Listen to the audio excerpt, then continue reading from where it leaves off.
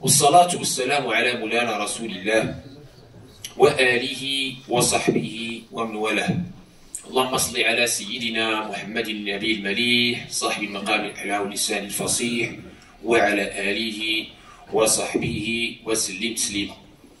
أحبتنا في الله، دائما معكم في هذه الحصص المخصصة للضروري من علوم الدين. Toujours avec vous dans cette série réservée à ce qu'on appelle le nécessaire des sciences de la religion, qui est une obligation individuelle. فرض عين على كل مكلف، على كل مسلم.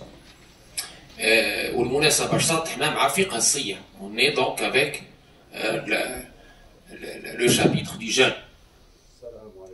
اللي قلنا انه نذكروا اللي فات هو الركن الرابع، quatrième pilier de notre belle religion, qui a été prescrit à la deuxième année de l'Hégire par le verset coranique Ya ayyuhalladhina amanu kutiba alaykumus siyamu kama kutiba ala alladhina min qablikum la'allakum tattaquna ayyaman ma'dudat. Et on avait commencé par voir déjà ces shurut, ces conditions d'obligation, conditions de validité et conditions de validité et d'obligation. Shurut siha, shurut al-wujub ou shurut al-wujub al-siha. Et après on a vu le wajibat, les choses qui invalident le jeûne. On les a vues. D'accord? Vous vous rappelez? Mubtilat siyam. تكلمنا عليها. ومازال غنزيدو نهضروا على المبطلات اللي خاصة بالعصر. Les invalidants concernant notre époque, parce que bon, il y a des choses aujourd'hui qui n'existaient pas avant. D'accord? Est-ce que les comités de savants, on dit par rapport à ces petites choses qui existent aujourd'hui, qui n'existaient pas avant? وفي الحصة الماضية شفنا كذلك قضية التماس الهلال، واليوم غنتعرضوا لهذه القضية وشفنا كذلك، ça c'est très important, quelles sont les personnes dispensées du jeûne, les personnes dispensées, les dérogations. Et Allah tabaraka wa ta'ala dans le Coran, il nous a cité déjà quelques dérogations. Allah tabaraka wa ta'ala, il nous a cité déjà dans le Coran quelques dérogations. Il nous a dit أَمْنْ كَانَ مِنْكُمْ مَرِيضًا أَوْ عَلَى سَفَرٍ فعدة من أيام أخر وعلى الذين يطيقونه في تفسير هو الشيخ الهاري الذي لا يستطيع الصيام، وفي تفسير آخر على كل حال كانت بداية شهر رمضان كانت الاستطاعة، كان على كل حال هذه أمور فصلت فيها حينما فصلت قضية فرضية شهر الصيام. إذا كما قلنا اللي عنده شي بورطابل الله يفتح عليكم يديروا الحاجة شنو عاد قلنا ما يخش يدوز لي عندي شي واحد منهم كندير الدرس، واش خصك شي حاجة نعطيوها لك دابا؟ شي حاجة خصك؟ لا ساي كتب على المفاتيح مشاو ما كاينينش. شكرا بارك الله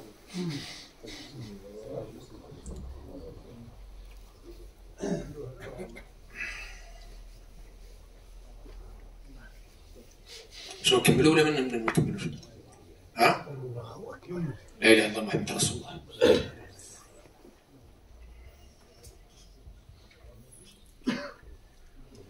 في توقفنا سيدنا؟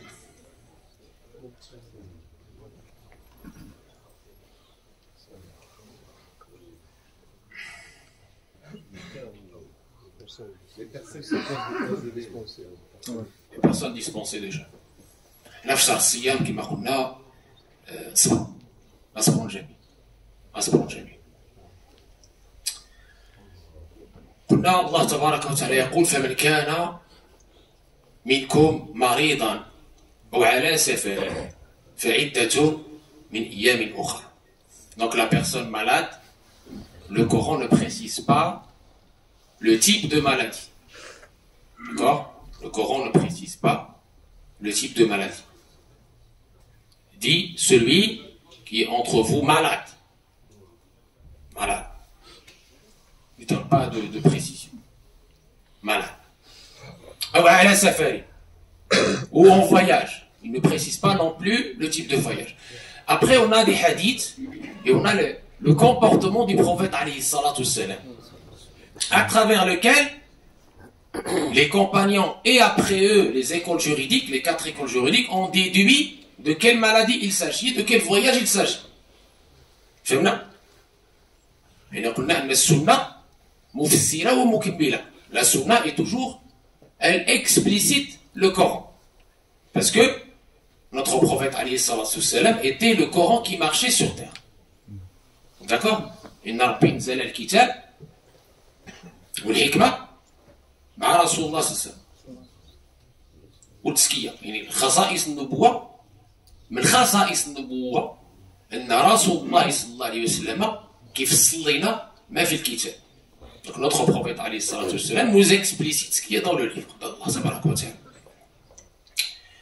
Donc la maladie, on a dit, c'est une maladie qui a un impact sur le jeûne. C'est-à-dire ce malade qui, à travers le jeûne, risque d'avoir des complications ou un retard de la guérison, ou etc. Si cette maladie, avec le jeûne, elle va mettre en danger ses capacités vitales, alors le jeûne sera interdit. Interdit carrément. D'accord? Le voyage, pareil, quand on voit le comportement du prophète, on déduit que c'est le voyage lent. Le voyage du qasr. C'est-à-dire de plus de 70-80 km et moins de 4 jours. Et moins de 4 jours.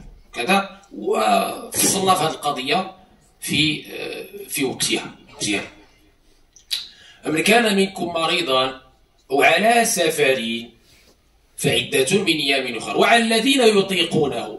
هنا في هذا الذين يطيقونه العلماء يعني خصوا الشيخ الهاري. Donc dans ce verset du Coran, on nous parle de ceux qui ou celles qui n'ont pas la capacité, selon une exégèse, parce qu'il y a d'autres exégèses sur cette. On a déjà ici détaillé les circonstances de révélation de ce verset.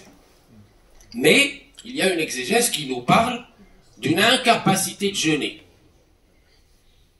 qui est une incapacité permanente, comme celui qui a une maladie chronique,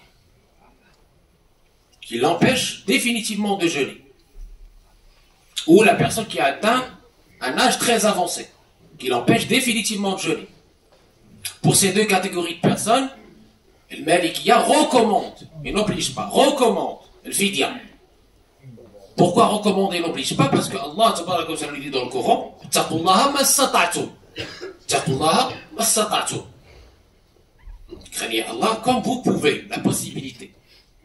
Donc ici, la fidya, cette compensation qui consiste à nourrir un pauvre par jour non jeûné, qui concerne ces personnes qui ont une maladie chronique qui ne peut guérir et qui l'empêche définitivement de jeûner, ou la personne qui a atteint un certain âge qui l'empêche définitivement de jeûner, notre charia leur recommande la fidya. La fidya, c'est une compensation, nourriture, de l'équivalent du moud, donné à un pauvre, par jour non jeûné. Le moud, c'est le quart du sa'. Sa', c'est 4 mouds de la nourriture majoritaire du pays. Ça, aujourd'hui, en 2025, on l'a à peu près estimé à 9 euros. Donc, fidya, qui est le quart de ça, est estimé environ, avec le kfara, à 2,5 euros. À peu près. À peu près. Si on veut, l'équivalent monétaire. فهمناها فدية مستحبة على المريض المزمن الذي لا يستطيع الصوم أبدا وعلى الشيخ الهارم الذي لا يستطيع الصوم أبدا. هذا يطعم مسكين عن كل يوم. يقدر يطعم كل شيء في دقة، يقدر يطعم شوية عليه، واللي كيحبوا العلماء ويكون مقترن كل يوم، يعني كل يوم يعطي له الطعام ديالو، ولا نهار يعطي له الطعام ديالو. هذا اللي كاين. مفهوم هذه القضية؟ ثم جاءت سنة رسول الله صلى الله عليه وسلم فحددت لنا أناسا رخص الله لهم كذلك في الإفطار. Et la sunna, elle vient, elle complète avec d'autres catégories de personnes pour lesquelles il y a la dérogation de ne pas jeûner.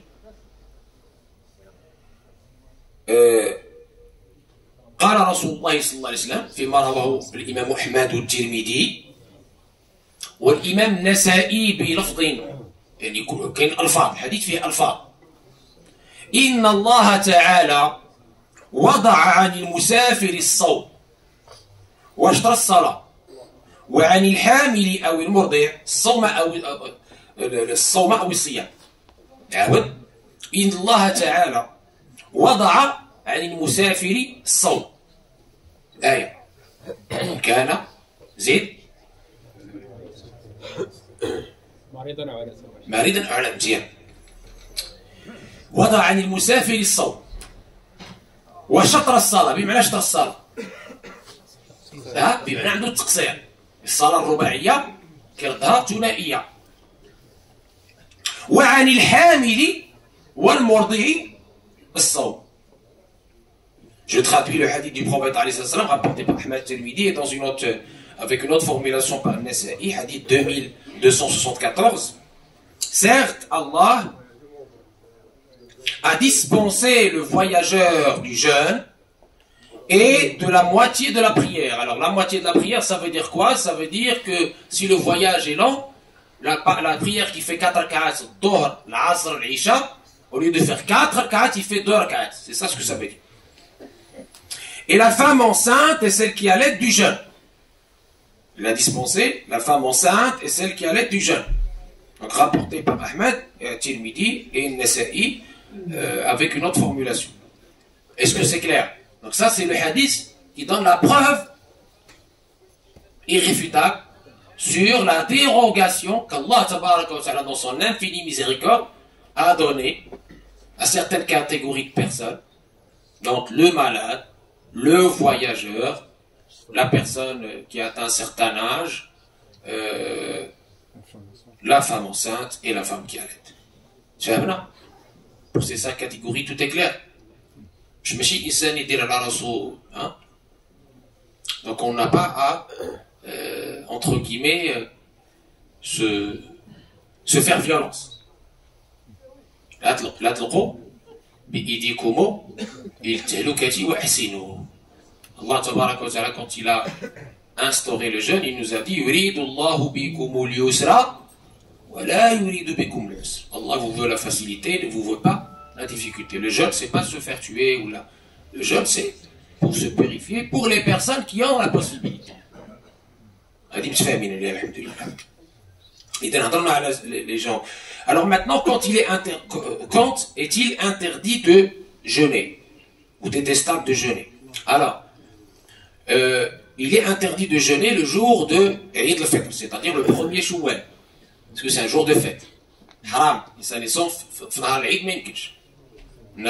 الناس فاطرة هو صايم ما يمكنش. لا يجوز. Et aussi Eid al-Adha, fête du sacrifice. Pour la fête du sacrifice, c'est aussi les 2 jours après la fête du sacrifice. C'est aussi interdit de jeûner, parce que l'Eid al-Adha, il a fait l'Eid al-Fitr, fait 3 أيام. Eid al-Fitr fait où? Hein?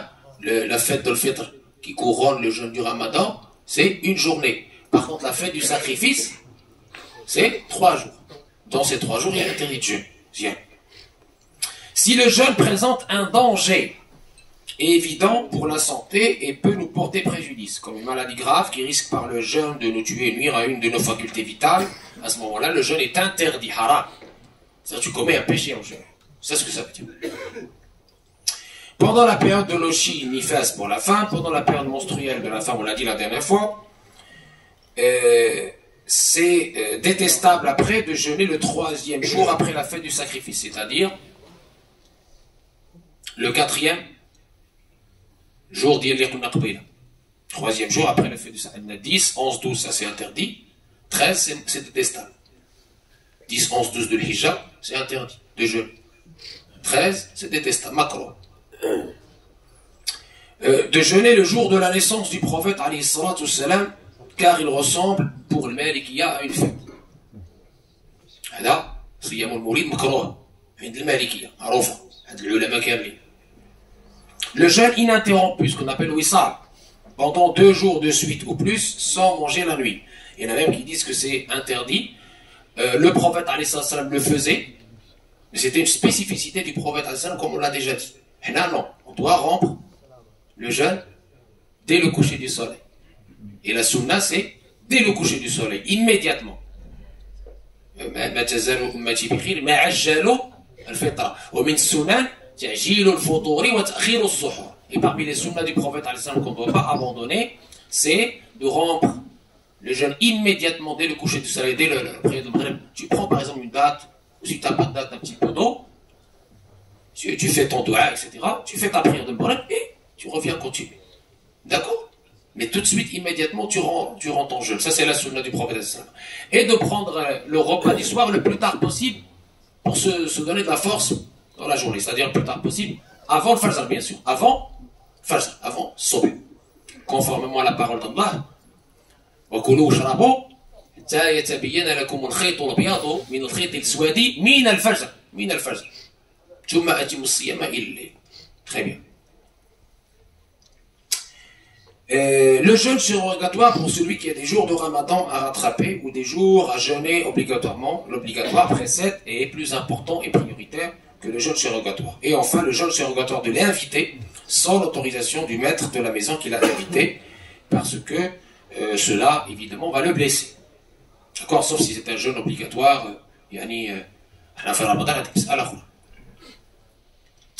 Alors, on a deux éléments essentiels sur lesquels les questions se répètent chaque année. On a parlé tout à l'heure des personnes qui ont la dérogation de ne pas jeûner. Les 5 catégories de personnes. Que doivent faire ces personnes? On a parlé de la fidya. On a compris dans quel cas elle se situe. Le rattrapage, al-qada. Le qada, il est pour toutes les personnes qui ont une raison légitime et qui ont rompu pour cette raison légitime. Et également pour les personnes qui, pendant le ramadan, ont rompu par oubli. Par oubli, il a mangé, ou par oubli, il s'est réveillé alors que, voilà, c'est pas le fajr est déjà dépassé, il mange. Involontairement. Involontairement, il n'y a que le rattrapage. Tu continues ta journée et tu rattrapes plus tard la journée que tu as ratée. Tu continues évidemment à jeûner, d'accord, jusqu'au Maghrib, et tu rattrapes plus tard les jours ou les jours concernés.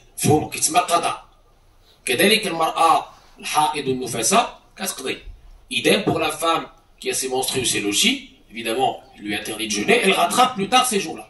Elle les note quelque part et elle les rattrape après la fête. Et avant le ramadan prochain. D'accord? Donc, celui qui laisse des jours de rattrapage jusqu'à ce qu'il soit rattrapé par le ramadan suivant, tout en étant négligent, c'est-à-dire il n'y a pas eu de raison.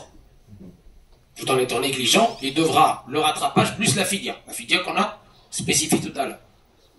يعني يقضي يزيد عليه الفدية. علاش؟ لأنه أهمل الصيام بغير عذر، أهمل القضاء بغير عذر، أهمل قضاء بغير عذر. هذا اللي celui qui n'a pas rattrapé avant le ramadan suivant.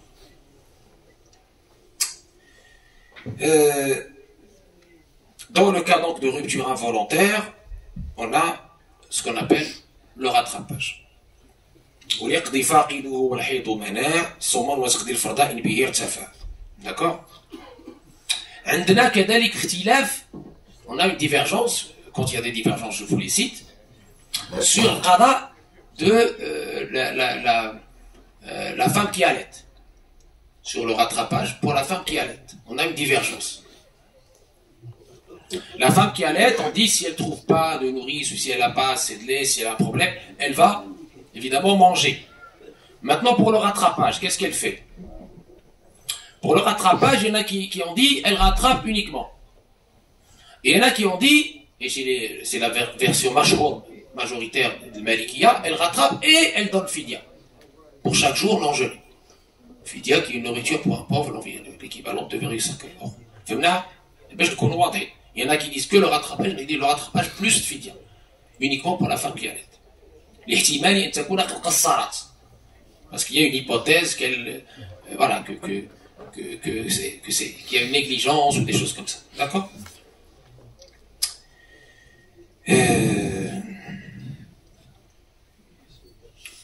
ما غاديش نفصلوا في le voyageur. Oui. Maintenant, il y a aussi une divergence sur des éléments qui imposent ou pas ce qu'on appelle le kfara, l'expiation. Le kfara, kfara صعيبة. كفارة صعيبة ماشي سهلة.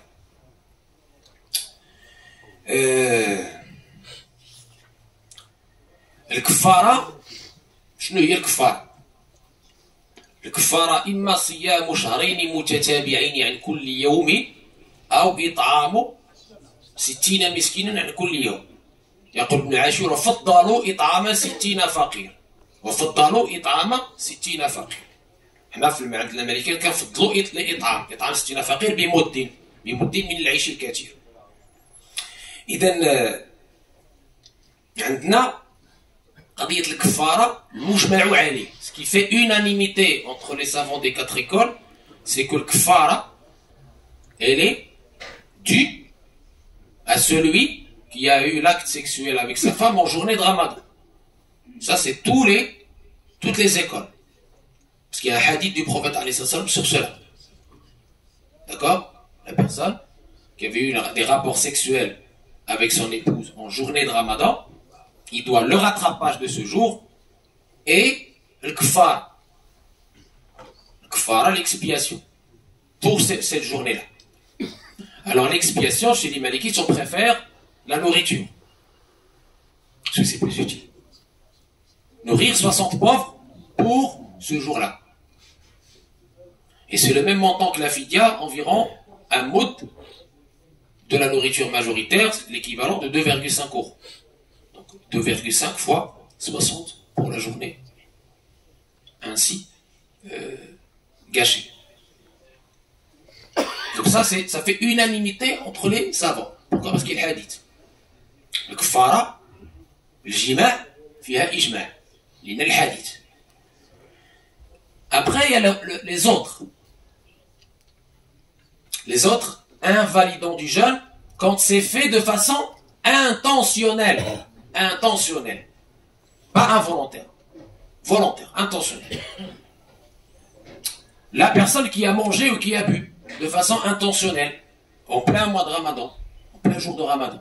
هذا أكل أو شرب متعمدا في نهار رمضان. هذا عنده القضاء والكفارة. Il doit rattraper ce jour et faire le kfara chez Hnaf ou Malikiya. J'ai 2 écoles. Tous les écoles s'accordent qu'il a commis un grave péché, certes, mais la conséquence pour le Hanafiya et le Malikiya, c'est le qada et le kfara. C'est le rattrapage plus l'expiation. Nourrir 60 pauvres, en plus de rattraper le jour, nourrir 60 pauvres pour ce jour ainsi raté. L'équilibre au shorobi. Donc c'est très dissuasif. C'est-à-dire, il faut respecter la sacralité de ce mois béni. Très très important. C'est très dissuasif. D'accord? Même chez la bête.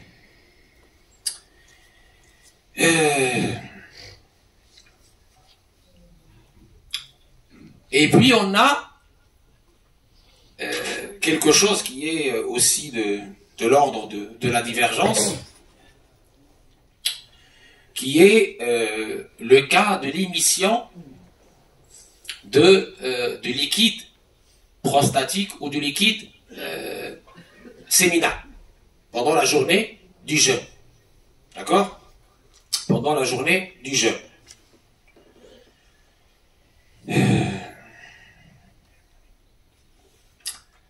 هذا عند المالكية si c'est volontaire parce que il y a eu entre guillemets un regard et des attouchements il a rilé à sa femme par exemple, il oblige à cette personne-là qui a fait ça intentionnellement et de façon volontaire et qui pendant ce jeûne de Ramadan a eu cette émission, le rattrapage plus l'expiation. D'accord? C'est pour ça que on dit que cette émission, que pendant le jeûne du mois de Ramadan, il faut éviter tout ce qui va attirer shahwa. D'accord? Pour ne pas tomber dans ces émissions. Et comme j'ai dit, la conséquence de cette émission, il y a divergence entre les savants. Les Malikis, en tout cas, ils sont clairs. D'accord? Sur les conséquences de cette émission qui est faite suite à des attouchements, des préliminaires, etc., ou même un regard continu et volontaire. D'accord? Donc ils disent, par exemple, l'émission de sperme ou du médi suscitée par les préliminaires, le regard, l'imagination, le baiser ou le toucher, si cela sort à cause d'une maladie ou dans le sommeil, et sans le plaisir sensuel normal, comme à cause de l'eau chaude, cela n'invalide pas le jeûne. Si le médi est à cause d'un regard ou une pensée involontaire et sans que cela soit prolongé, là le jeûne reste valide. D'accord? Il y a aussi, chez certains savants, l'arrivée de tout liquide, substance solide, à la gorge, y compris via l'oreille, l'œil ou le nez, même si cela n'arrive pas à l'estomac. Il y a une divergence aussi à ce niveau-là, parce qu'il y en a qui disent que les orifices comme l'œil n'est pas concerné. Il y en a qui disent non, elle est concernée si le liquide traverse la gorge. Bon, c'est une divergence qui est connue, qui ne date pas d'aujourd'hui. C'est pour ça qu'il faut, dans la mesure du possible, éviter cela pendant la journée du Ramadan. Bien sûr, la personne qui est malade et son médecin lui dit de mettre ses médicaments, ben, on a dit que le malade, il est excusé. D'accord? Arriver d'un liquide, substance soluble à l'estomac via un orifice large comme l'anus, ou arriver à travers la bouche exclusivement à l'estomac, exclusivement de toute substance solide, non soluble. Donc ça, c'est important. Ça invalide le jeûne. Le vomi volontaire, on l'a dit la dernière fois, ça invalide le jeûne. Le vomi involontaire, non, ça n'invalide pas le jeûne, sauf si on avale quelque chose. Quand on émet l'intention de cesser le jeûne, même si tu ne manges pas, même si tu ne bois pas, ton jeûne est invalide. D'accord? L'imam Malik dit dans son Muwatta, il fait le rapport selon une chaîne, donc à travers Abu Huraira, que le prophète nous dit, celui qui a été surpris par le vomissement involontaire n'a pas à rattraper, et celui qui provoque volontairement son vomissement devra rattraper. D'accord? Si on apostasie, bien sûr aussi, ça invalide le jeûne. Rita. Avaler sa propre salive, les sécrétions de son nez, de sa gorge ou de ses poumons ne rend pas les jeûnes. Non. D'accord? Évidemment, celui qui fume une cigarette en journée de Ramadan rend invalide son jeûne. C'est une évidence. Chez toutes les écoles, à l'unanimité. واللي بغى يعاون راسو يدير ديك الباش النيكوتين راه ما كيفسدش الصيام باش يقدر يتمشى. هضرنا على لو باش دو نيكوتين la dernière fois, il n'invalide pas le jeûne. D'accord? Et parmi les choses qui, donc, les gens croient qu'il invalide le jeûne et n'invalide pas le jeûne, c'est le fait de se rafraîchir avec l'eau froide quand il fait chaud, en se baignant, en s'aspergeant, ça n'invalide pas le jeûne. Se rincer la bouche à cause du froid ou de la chaleur à condition de ne pas avaler l'eau, ça n'invalide absolument pas le jeûne. Il ne faut pas céder à l'exagération. Voyager pendant le Ramadan aussi, c'est tout à fait, il n'y a pas de souci, d'accord? La fumée du bois, le hatab, ou l'odeur de la nourriture qu'on peut sentir n'ont pas d'incidence non plus sur le jeûne. D'avaler involontairement quelque chose d'inévitable, comme un insecte ou une mouche, hein, comme a dit Nadim, n'invalide pas le jeûne. N'invalide pas le jeûne. Le jeûne reste valide parce que tu n'as pas eu c'est pas volontaire, d'accord? De subir l'effet de la poussière, de la rue, des usines, de la fumée, des combustibles et de toute vapeur inévitable. Ça n'invalide pas le jeûne. D'accord? L'hijama, ça n'invalide pas le jeûne, ce qu'on appelle la ventouse de la saignée. Donc, par analogie, la prise de sang n'invalide pas le jeûne. Bien que cela soit détestable en journée pour le jeûneur, si cela risque de l'affaiblir. En effet, dans le hadith sahih de Ikrima, Ibn Abbas rapporte que le prophète a pratiqué l'hijama, ventouse, d'accord, alors qu'il jeûnait. C'est le hadith sahih. Donc chez nous, il n'y a pas d'invalidation des jeûnes par le ventouse, donc par la prise de sang. Il n'invalide pas le jeûne.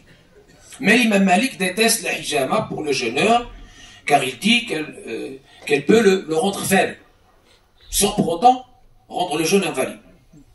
Donc dans le Muwatta, chapitre 10, de celui qui en état de jeûne pratique une saignée, hijama, on ne désapprouve, on ne déteste le fait de faire une saignée au jeûneur que par crainte qu'il ne s'affaiblisse, et à part telle cause, elle n'est pas à détester.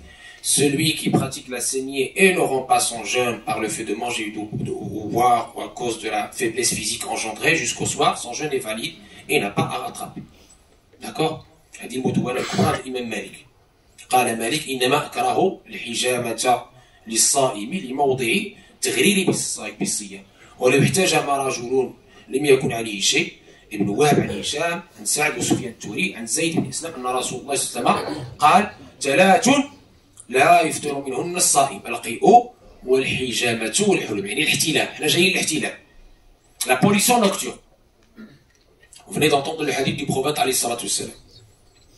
N'invalide pas le jeûne même si le lavage est retardé au matin. Alors là, il y a un souci parce que vous trouvez sur internet souvent que la personne qui va retarder le lavage, le ghusl, jusqu'au matin, son jeûne est invalide. Non. Non. Son jeûne reste valide. Même s'il ne se lave pas. Parce que ça n'a rien à voir avec les invalidants du jeûne. Alors il y avait un rapport qui a été de celui d'Abu Huraira. Norosh dit le cite dans les divergences entre les savants. Il dit que Abu Huraira avait confirmé que l'isbahul janaba, que le fait de laisser la pollution nocturne jusqu'au matin et ne pas se laver invalide le jeûne. Mais après il a été mis un peu entre guillemets à correction. C'est Salama qui l'a corrigé. Salama l'a corrigé. On lui a dit, Salama a dit non. La pollution nocturne, même si tu retardes le lavage, n'invalide pas le jeûne. N'invalide pas le jeûne. Et donc, quand on lui a rapporté la version de Salama, avec tout le adab, toutes les convenances, il a dit, Salama c'est mieux que moi. Parce qu'elle est l'épouse du prophète alayhi salam. Donc sur le fiqh intime du prophète alayhi salam, elle le connaît mieux que moi. زيدوا قدام الله يجازيكم بخير شي شويه راه البلد صافي الطالو زيدوا راه يا encore de la place ici à ma droite aussi جزاكم الله خير تقدموا un petit peu بارك الله فيكم جزاكم الله خير تقدموا جزاكم الله خير تقدموا شي شويه جزاكم الله خير بارك الله فيكم تقدموا شي شويه. La sécrétion du sperme en cas de sommeil, si elle ne s'accompagne d'aucune sensation de plaisir, comme si elle constitue un phénomène pathologique, n'a aucune incidence sur la validité du jeûne. Le jeûne reste donc invalide. D'accord? هذا هو اللي بغينا نقولوا في هذه قضية القضاء الكفارة إلى آخره. إذن on retient que le qada il est fait pour tout ce qui est involontaire. Le kfara, elle est faite pour tout ce qui est volontaire. Volontaire, manger, boire, l'acte sexuel, et aussi cesser l'intention. Rattrapage plus expiation. Ou ce qu'on appelle il ba'id aussi. Ça fait partie des choses qui sont volontaires. Les choses volontaires impliquent l'expiation. Il ba'id, شنو هو؟ العلماء كيفرقوا بين التأويل القريب والتأويل البعيد. التأويل البعيد c'est une interprétation lointaine. Le qarib, c'est une interprétation logique. Je donne l'exemple. Une personne se réveille quelques minutes après le fajr. Il croit que c'est pas encore le fajr, il mange. Ça, c'est involontaire, il n'y a que le rattrapage à faire. Il continue sa journée en jeûnant, il rattrape plus tard cette journée. Pas de souci. D'accord? Il n'a pas commis de péché. Mais une personne qui se lève avec un beau soleil, et il mange quand même. Ça, c'est volontaire. C'est une interprétation non logique. C'est dit. En résumé, pour les cas d'expiation, l'expiation en plus de rattrapage est due dans le cas de la rupture volontaire du jeûne du ramadan, exclusivement le jeûne du ramadan, pas dans d'autres jeûnes, par l'émission volontaire du sperme, comme on a détaillé, par relation sexuelle, attouchement, pensée au regard continu, à l'artilaf, il y a l'ulama, الإجماع قلنا في العلاقة الحميمية بين الزوج والزوجة والاختلاف أمور أخرى. Ou le fait de cesser volontairement l'intention de jeûne, sans ignorance ni interprétation erronée possible, comme on vient de le dire. Ou le fait de manger ou boire volontairement, par la bouche, pas d'expiation à cause de ce qui rentre à la gorge par d'autres orifices, le nez, l'oreille, l'œil ou l'estomac par l'anus. Se livrer à l'acte charnel sexuel ijma' volontairement, même sans éjaculation en journée de Ramadan, impose le rattrapage et l'expiation chez toutes les écoles. Ijma'. Les 4 conditions qui doivent être réunies ensemble pour être soumis à l'expiation kfar, en plus de rattrapage. Première, que l'infraction, la rupture, soit commise au mois de Ramadan, vu sa sacralité. La rupture du jeûne dans d'autres mois ou du rattrapage des jours ne sont pas concernés. Deuxième, qu'elle soit volontaire, sans contrainte ni oubli. Sans contrainte ni oubli. Ni excuse valable. Troisième, violer la sacralité du jeûne du Ramadan par des interprétations en prétexte non fondées. Donc celui qui fait une mauvaise interprétation proche de la logique est acceptable, comme celui qui se trompe sur l'heure de Maghreb de quelques minutes involontairement et mange au bois. On n'a pas à faire l'expiation, mais seulement le rattrapage. Et enfin, la connaissance et la non-ignorance. La connaissance, l'ilm ou adamul jahl. La connaissance et la non-ignorance. Donc celui qui vient juste d'embrasser l'islam avant le Ramadan par exemple et qui ne sait pas par exemple que le jeûne oblige l'abstinence sexuelle en journée, celui-là n'a pas à faire l'expiation. Il rattrape uniquement à cause de son ignorance et doit être instruit. D'accord? Donc on a l'expiation, il y a it'amu, mais l'ihsan it'amu sittina faqir, 60 pauvres pour chaque jour où le jeûne a été rempli en plus du rattrapage. Libérer les captifs, ça n'existe plus. D'accord? Alhamdulillah, kul shira libre. Aujourd'hui, tout le monde a kul shira libre. Alhamdulillah. Ou jeûner 2 mois successifs, mais les malikites préfèrent plutôt la nourriture de 60. واش كاين شي اسئله في هذه الامور اللي درنا وكفرا بصوم شهرين ولا وعتق ملوك بالاسلام حالا وفضلوا اطعام 60 فقير مدا لمسكين من العيش الكثير. تفضل.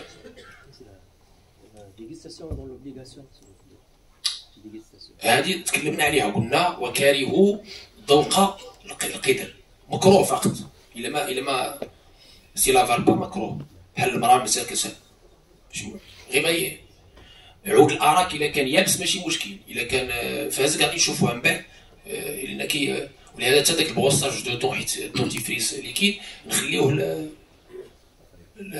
بعد المغرب وقبل الفجر.